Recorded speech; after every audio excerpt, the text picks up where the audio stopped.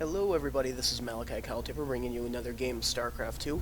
Today my opponent will be Janus, who, as we can see, has a pretty impressive record so far. Platinum in 1v1, 2v2, and a couple Silver Leagues going on in 3v3, 4v4. So, today our match will be on Steps of War, and let us see who will prevail. So we have Janus as the red Zerg up here in the 1:32 o'clock position on Steps of War versus Malikicowtipper, the blue Zerg, as always faithful, in the 6:37 o'clock position. Anyway, enough about positioning on the game. So, Zerg v Zerg. You know, mirror matchup. A lot of people on the leagues just seem to not be liking Zerg v Zerg right now.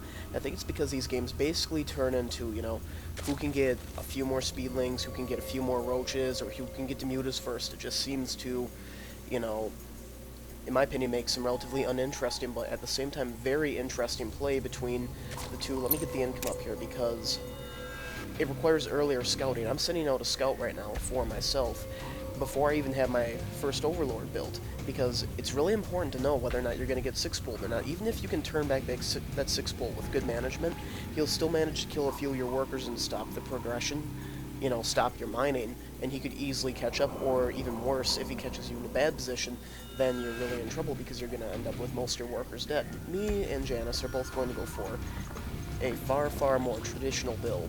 We can see right here, I'm droning up quite a bit. He is saving up some money. I probably got the supply blocked right there. I'm not sure why he's not producing off of these larvae. Might be... There we go. So he was saving up for a 9 spawning pool. Very interesting play right there. I didn't even realize it while I was playing. I figured that he was just droning up, but I was just more passively observing, you know, just watching for that pool. And now that I see that his pool's going up, I feel very comfortable with my 14 pool, and then I'm going to be doing a 15 hatchery, not hatchery, wow, I'm really off today, guys, sorry, spawning pool.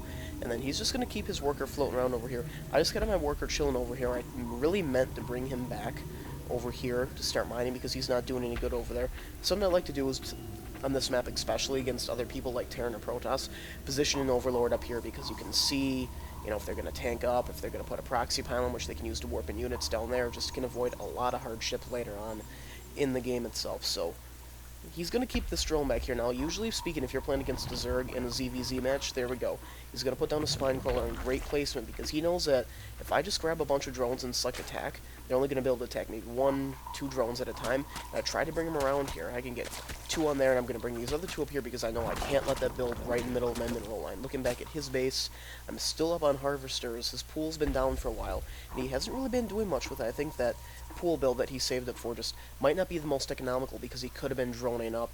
You know, if you go for a 14 extractor, 15 drone, then 15 pool, it allows you to basically be continuously building where you're never stopping to actually save up for that, and you get it out at a pretty similar time as your opponent will, just because of the increased mineral output. So right now, 4 minutes into the game, we're looking at a pretty even harvester count. He's throwing down a Roach Warren right away, as am I, so we're going to see some pretty interesting Roach v Roach play. I've got 4 Langs out in the field versus his 0 Langs. He does have a Queen on the way. My Queen is already out. She's already injecting larvae. You know, these are things that, with his early pool, he should have been able to put down more drones, have an economic advantage over me at this point in the game, but, you know, we're both really close. He's actually 1 drone ahead of me right now, so let's see whose macro is going to prevail. So right away, I'm taking my Zerglings over here, only about 8 of them, even without speed, and I'm going to scout it out because I want to see if he's going to be going for a fast expansion. I want to know what type of Zerg I'm playing against, because he went for an early pool. I didn't see an attack, so now I'm wondering what's going on. I see that there's nothing going on over here, and then Lings are going to run up on it here, and they're going to run through. Now, when my Lings run through, let's just switch over to my camera right here. I can see that there's a Queen, there's some Roaches. These Lings aren't going to do any good, but I also want to know what else he has building. So I see that he's, you know, going for the lair. I see that he has a Roach worn down, a couple Roaches out in the field. You know, nothing too serious at this point, considering that I have an equal number of Roaches. I've got my 2nd Queen down, and I'm going to be preparing an expansion. I'm going to start spreading my creep out. That way I can have a creep highway. And against a lot of Zerg players myself, I find that I usually like to go for a little bit of a later expansion just because it's so common to see, you know, 10 to 16 of these little speedlings just run into your base, run into your expansion. If you expand early, you may not have that 12 to 16 speedlings, so can really leave you at a disadvantage there, because all of a sudden you're not expanding. You're without the speedlings. They're killing your queen, harassing your mineral line. These roaches tag my overlord up here. Not really. They can't hit the overlord. But as you can see, I was about to throw down my expansion. There we go. He kills my drone. And that's when I realized he's got them there. So I'm going to run these Zerglings down here now. My Zerglings, roaches, and queens. I know I can easily pick these guys off. I'm going to try to run my Zerglings around so these guys can't run away. Engage them in melee, and just let them get squirted, scratch, bitch, all over these roaches. Game over. Easy victory for me right there, but, you know, that really doesn't mean much. It's just a few roaches being exchanged. We can see I'm up on the harvester count, but he does have his second base, you know, already half completed. Mine won't be going up for just a little bit longer because he killed mine, he stopped mine.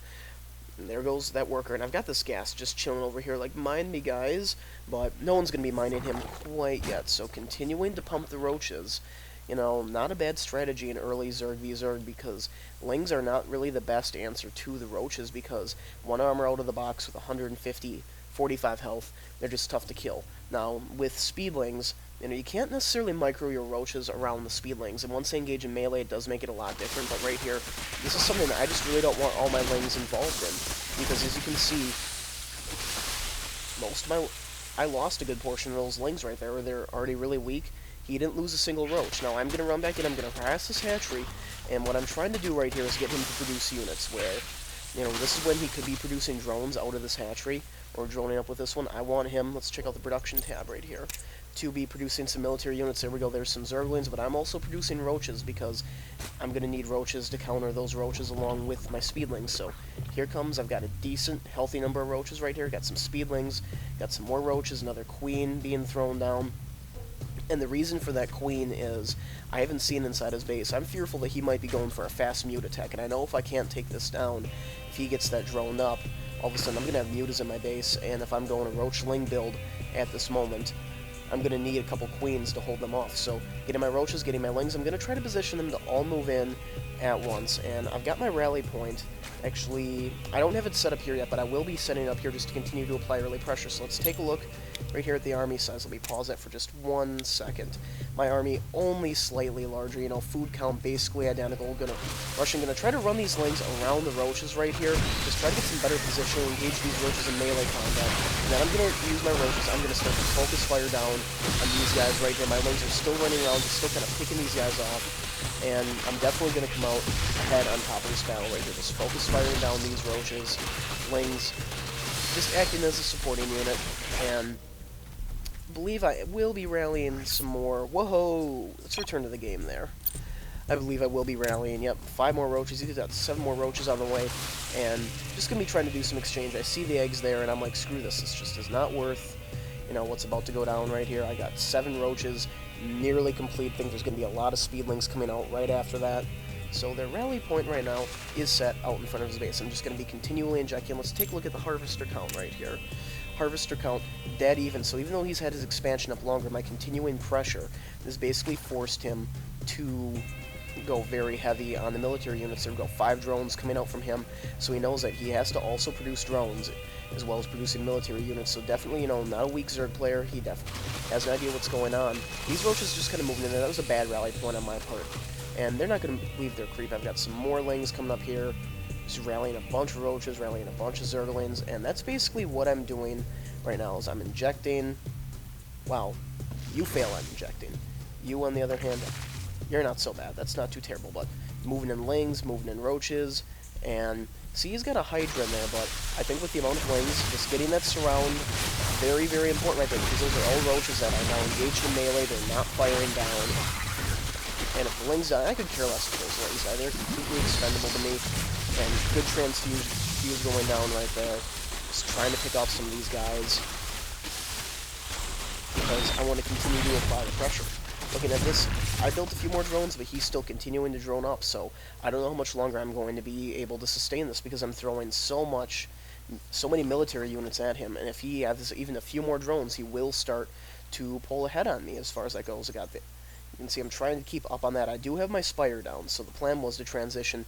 You know, I saw that the Hydralisks were down. The plan was to transition into Mutalisks to be able to deal with all the roaches, but he transitioned right into Hydras, which are great great counter. He's already got the range extension, putting down a couple spines. He's ready to defend this, but I've got a lot of lings. I've got a few roaches out here.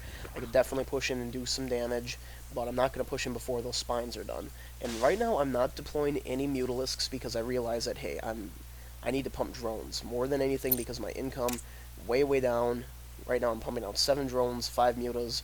Guess it's good to have a little bit of banked up money. No, I could have been spending that, but you know, I'm also starting to take a third up here because I realize that I've got map control, and he's spreading his overlords around the map pretty decently. I just have a little bit of a circle around my base so I can see what's going on right here, and I've got a sizable army where he's not going to be able to push out. He's not going to be able to do much against me. And this will allow me to get that expansion up and running. As you can see, I should be continuing to pump drones. Let's check out the income tab. Well, I'm sorry, I do not mean to keep doing that.